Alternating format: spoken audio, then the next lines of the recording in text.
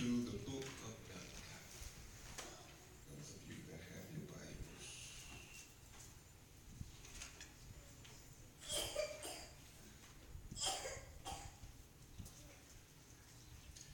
The first chapter of the book of Malachi.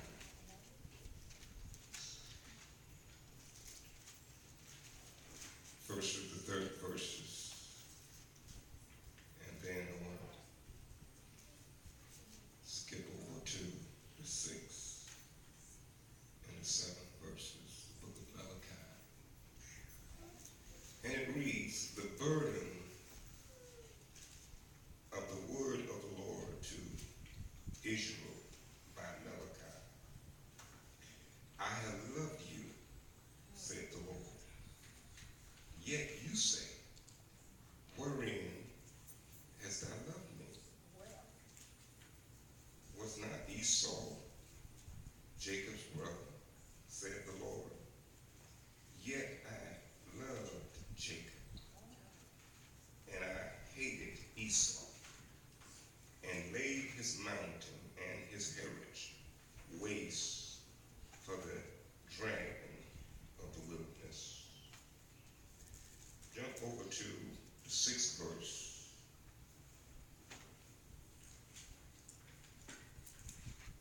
A son honors his father, and a servant his master. If then I be a father, where is my honor? And if I be a master, where is my fear? Says the Lord of hosts unto you, O priests that despise my name. And you say, wherein have we despised thy name? You polluted bread upon my altar. And you say, wherein have we polluted thee? I want to speak from the passage of scripture that I read from this subject, honor the Lord. Honor the Lord. Say that with me, honor the Lord. Honor the Lord. Honor the Lord. How do we honor the Lord? Amen.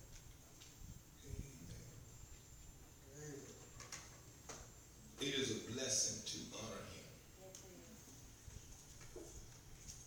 It is a blessing to love him. It is a blessing to reverence him. This morning before I came to church, I was listening to this preacher that was on television, and he was talking about reverence the Lord and why we need to reverence him. That word reverence means to give him respect and to love him. Why should we reverence him? Simply because we love him. And because we love him, then our love allows us to reverence him. And we are motivated by our love to do that. And when we reverence him and give honor to him, it includes every aspect of our lives. When we honor him and reverence him, it affects every aspect of our lives. When he says, don't do this and don't do that on your job, in your home, in the church, in the community, you can do those things that will dishonor him and show lack of reverence to him. You can do that, but because you love him, you're going to reverence him on your job. You're going to reverence him in your home. You're going to reverence him in your community and wherever you go. And you're not made to reverence him, but you do it because you love him. You do it because you love him. You honor him because you love him. He loved us. He loved you. He loved me. But somewhere along the way,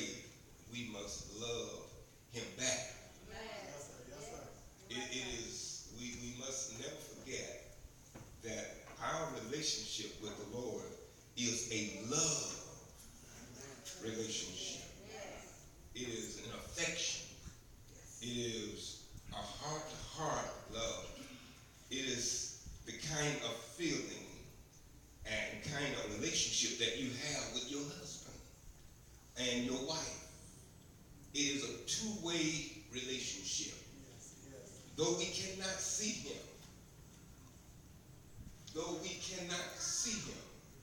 we are to love him. And since we cannot see him, he has given us a pattern to love your husband and husband love your wife, so you can get the feel of what love is for him. It is a two-way relationship. When your wife just loves you and you don't love her back, that is a one-sided relationship. And what kind of relationship is that if it's going to be one-sided? How many understand what I'm saying? And if that husband just loves the wife and she don't love him back, it's going to be a one-sided relationship. And so the relationship is not complete. And so they must reciprocate each other's love to them so they can appreciate one another and love one another. And what they do for one another is what let each one of them know that they care about each other. Love is about action. Isn't that right? That's why every now and then she want to hear you say, I love you. Every now and then it's good that he want to hear her say, I love you. And then have some actions behind it. Same way it is with the Lord. God said, I love you. I love you. But we must respond to that love and then show him that we love him through our action. In other words, just to say, Lord, I love you is one thing. But to show him is another. And it's the same way it is with the Lord. And in the text this morning, through the prophet Malachi, he's talking to the priests who have defiled his name and dishonored his name. It was a burden to the prophet because they failed to live up to who they were and what they were supposed to be doing for the Lord. It became a burden. In other words, the word of the Lord came to him. It was a burden. What was the burden? How they treated the Lord. And it became heavy upon him to have to go and tell them how they was treating the love of their life. And so he says to them, God says to Malachi to ask them, listen to what he says in that first verse. He says, I have loved you, said the Lord. But yet you say, wherein hast thou loved us? The Lord said, I have loved you. And then you turn around and ask me, where have you loved us? Wait a minute. The Lord said, I love you. And you are asking me, where have you loved us? What does it take for you to understand that I love you? In other words, that's what the mate would say to the other one. Well, how do you love me? What does it take for you to understand that I love you? And all you got to do is just kind of reminisce a little bit on what he did for you yesterday and how he made a way for you the day before and how he kept on making a way. And he kept on blessing you over and over because he loved us. Amen.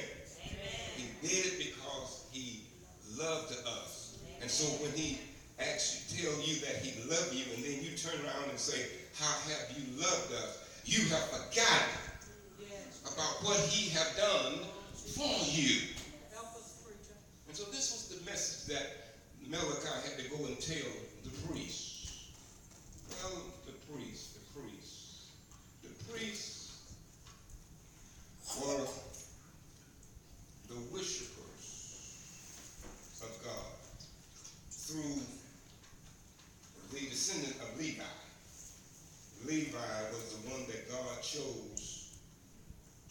use his seed, his children's, from generation to generation, to be priests and to carry out my commands and to carry out my laws so that they can be blessed. In other words, you got to carry out the laws and commandments so that you might be blessed, and then put it out there where that you can be blessed. And so he says to them, I want you to be blessed, and I want the people around you to be blessed. And if you would do what I say, then you will be blessed, and the people will be blessed as well. But since you have not kept my commandments, and since you have not done what I asked you to do, then you have failed to be blessed yourself. First of all, as priests, they forgot who they were. As priests, they forgot who they were. And when you have a small image of who you are, then you're going to treat the Lord and people around you the way you see yourself. They failed to recognize who they were. And when you fail to recognize who you are, when you see yourself as insignificant, then you will treat the Lord the same way. And then you will treat people around you the same way. So it's important on how you see yourself. The priests forgot to, they failed to recognize who they were. Do you know who you are? Priests. In the book of Revelation, God said that, children of God, you are kings and priests. Oh, what a concept. For us to believe that we are kings and priests. Maybe the reason that we don't act like we act all that, because we don't see ourselves as king and priest. How do you see yourself? That's so important, how you see yourself, because how you see yourself is the way you're going to treat people around you. Yes. But here, they are priests, and they forgot who they were. And when you forget who you are, you forget who you're serving. How many know who you're serving? How many know who you're serving?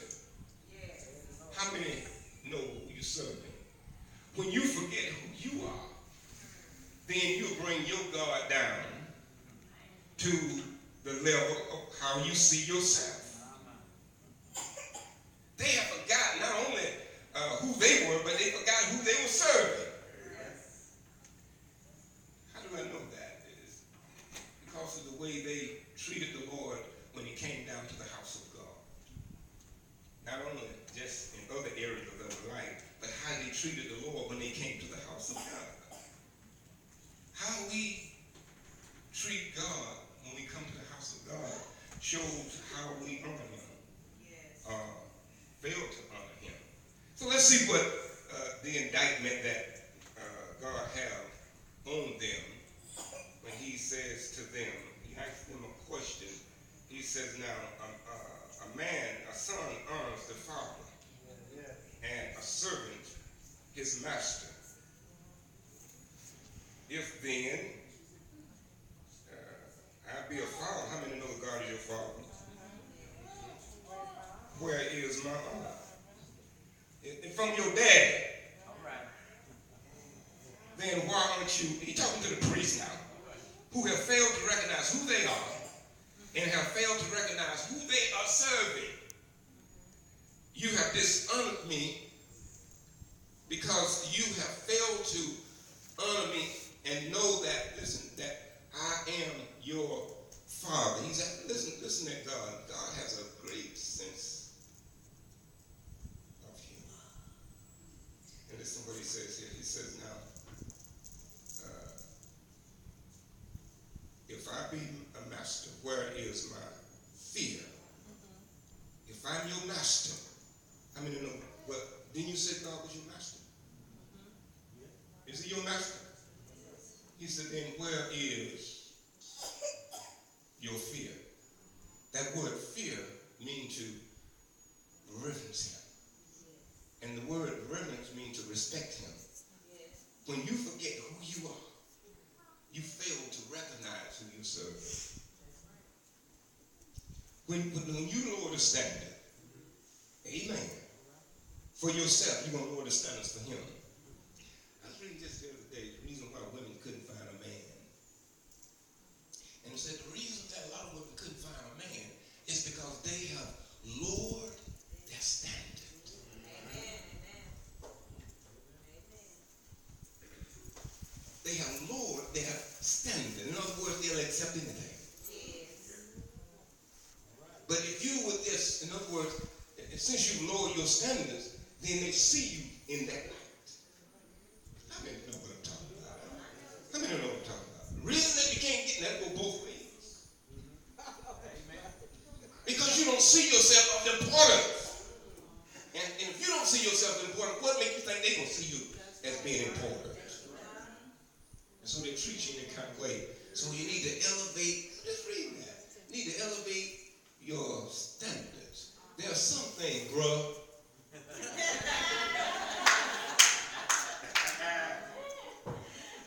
that I am not going to do.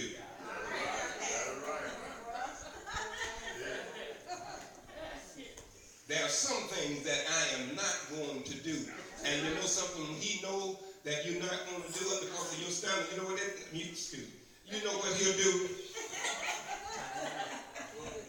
He'll get in line and go the other way.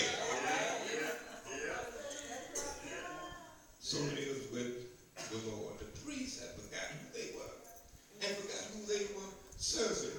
And it showed in their action. They failed to honor the one who was called their father, their master, through their actions in the temple. And listen what he says. He said, you offered polluted bread upon my altar.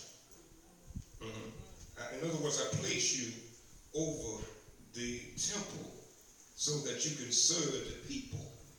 But you offered polluted bread upon my altar. And you say, wherein have we polluted thee? They have forgotten who they are serving. They have lowered their standards to the point that they failed to carry out the standard that God wanted them to carry out, so that not only will they be blessed, but the people will be blessed. And if you lower the standards, then they're going to operate in those low standards rather than the standards that God has projected. So here they ask the question, well, where have we polluted? In other words, they don't forgot that they are polluting the altar of God. What caused that is that they forgotten who they were serving. They've lost reverence for the one who they are serving. Listen what he says right here. And he says now, wherein have we polluted thee?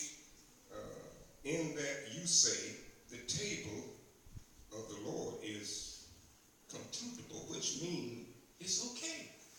What we've been doing is all right. You don't lower the standard, but you say it's okay. It's suitable. And then listen what he says here. And if you offer the blind for sacrifice, is it not evil? And if you offer the lamb that is sick, isn't that evil? They had gotten to the point that they would bring anything to God. When you bring anything to God, you forget who you serve. When you bring anything to God, you forget who you serve. And now I pray you, beseech the God that he will be gracious unto us. This has been by your means.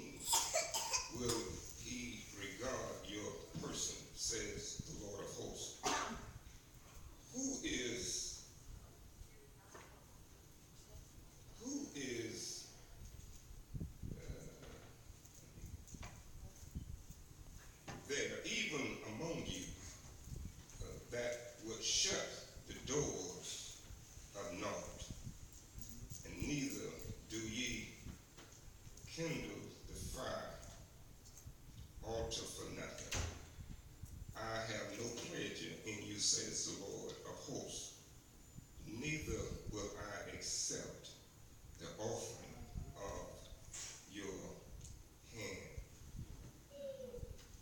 Follow with me.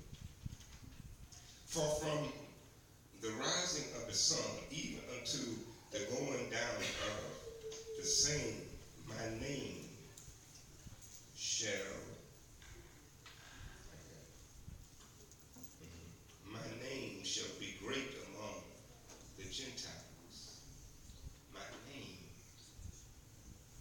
you have dishonored my name.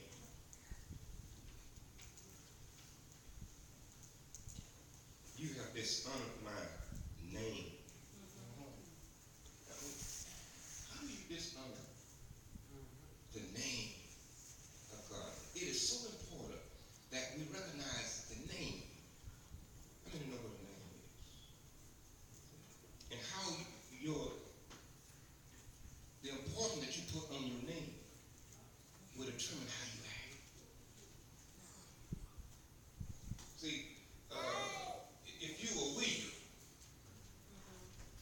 and there's a certain way you ought to carry yourself because you are a William. Let me see, raise your hand. I want everybody to raise their hand. Your name means something. Your name means something. What's your last name? Jackson. Whatever your name is, it ought to mean something. And because of that name, you act a certain way. Because of your name. But if you don't think highly of your name, you'll let anything go. Boy, you got to act right because you're a William. Boy, you got to act right because you're a Johnson. You got to act right because of who you are.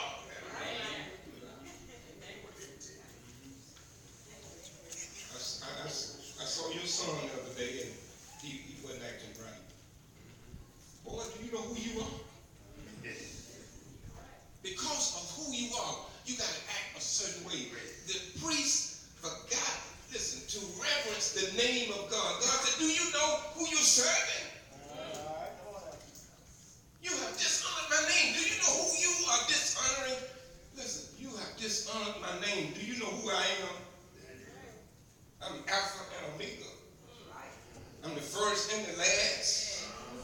I am the creator and everything that in between.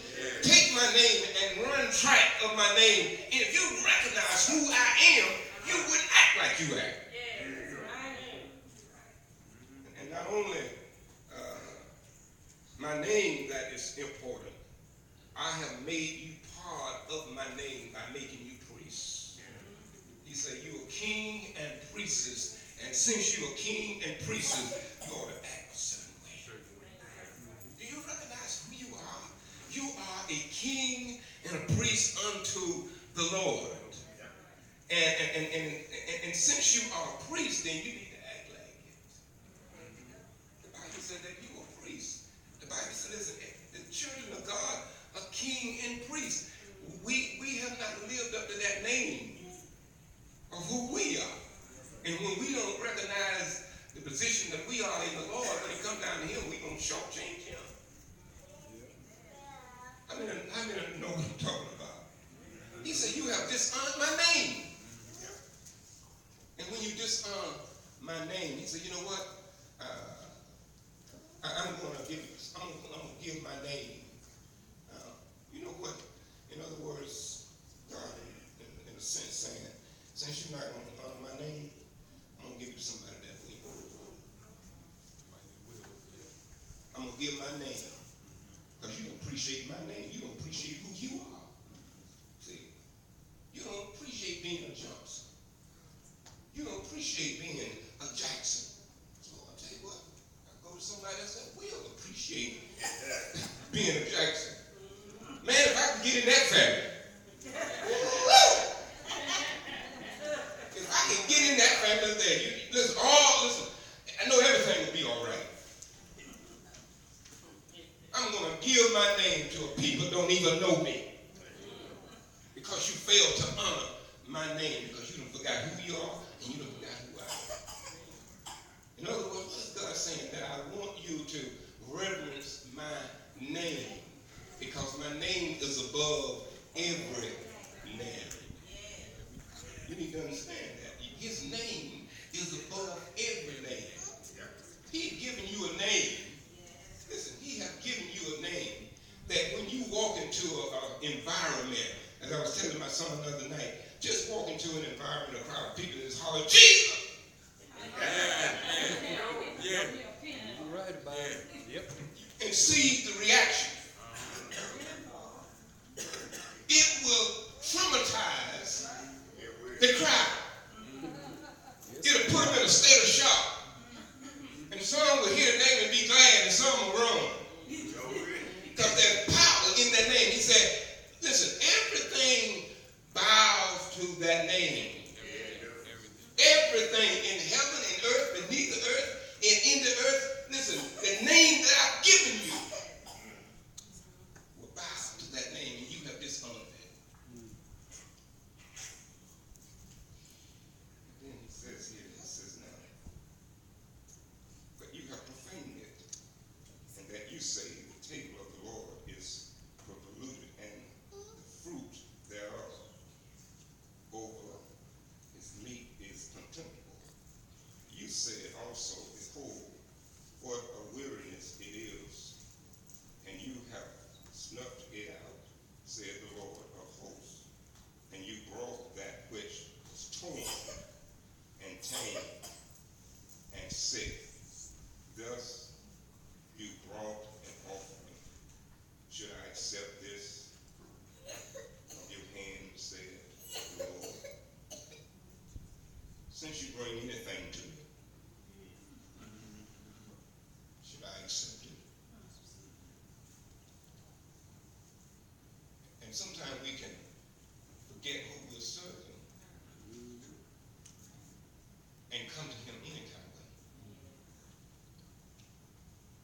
When we forget who we're serving, we will come to him any kind of way, and we'll treat him any kind of way, and then we want him to accept it. When the Lord said to Cain and Abel, bring me an offering,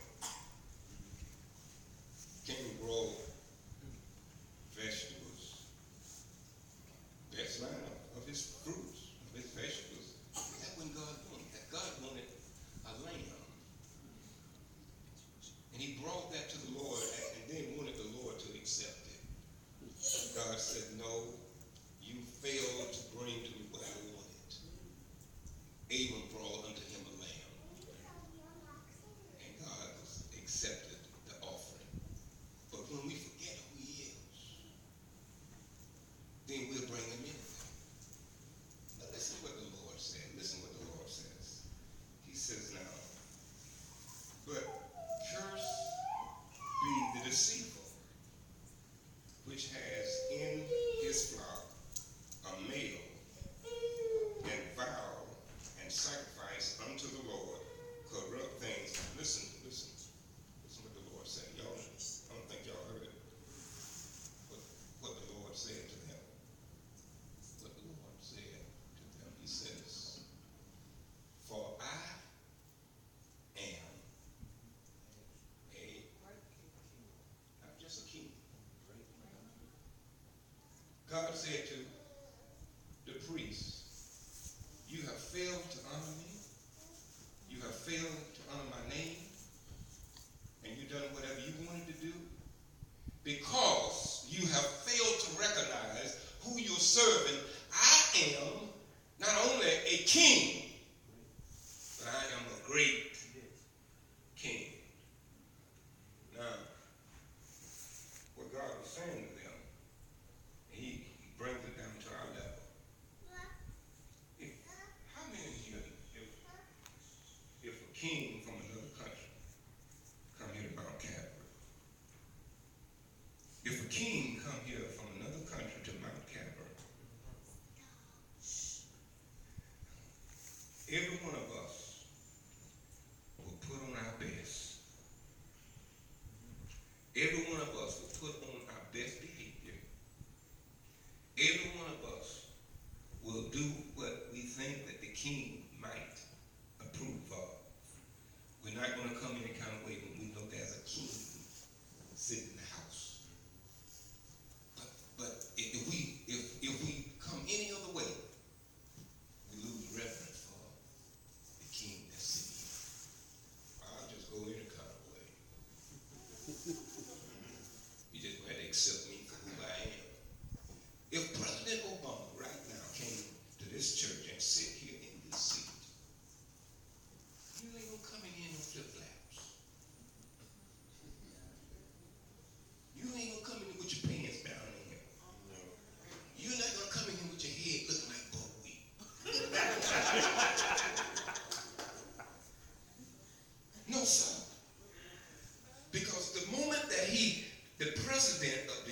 States look at you, you want to show your best so he can say, you look real nice. But then, because you don't care about the President of the United States being here at Mount Calvary, you just wear your little flip-flops and just flip around like that. While your pants right on down there, your head looking like buckwheat. I don't care if you don't like me or not. Wait a minute. This man here, your blessing hangs on who he is. In other words, don't you dare let him know you despise him. Don't you dare let him know that you don't care nothing about him because he holds your check.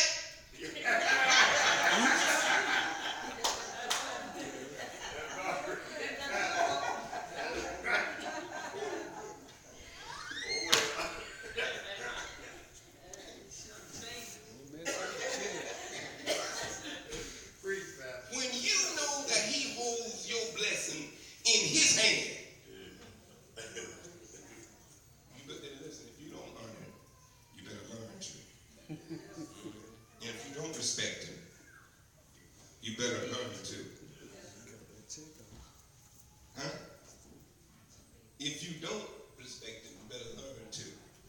Because your blessing hangs on how you feel about him and how you see him and how you treat him. As I get ready to come to a close, I think I told you the story before about Bill Cosby. Him and his daughter's children sitting around the table. And Michelle had learned a little French. And she was sitting around the table talking bad about her dad in French. And the sister said, "Ooh, Daddy, you don't know what Michelle said about you." She was saying it in French. He didn't understand what she was saying. He said, "What did she say?" She said in French, "Daddy, that she don't like you." He said, "Well, she better hope that I don't take a strong dislike against her. Because of me, she's got a shelter over her head. Because of me, she got somewhere to lay her head. Because of me, she got food on the table. Because of me, she better hope that I don't get a strong disliking toward her, because if I decide to not like you, you know what I'm going to do? I'm going to tell you, sister, keep it up. You got to go. And God said to them, because of who you are, you have failed to honor me. And since you have done that, I'm going to allow a curse to come upon you. Cursing and blessings is in the hands of the Lord. Curses and blessings are in the hands of the Lord. And to those of us who are dishonoring him and disrespecting his name when we come to the house any kind of way and do anything for the Lord, we are hurting ourselves. We are hurting ourselves. But he says here now, they that fear the Lord spake often one to another, and the Lord hearkened and heard it.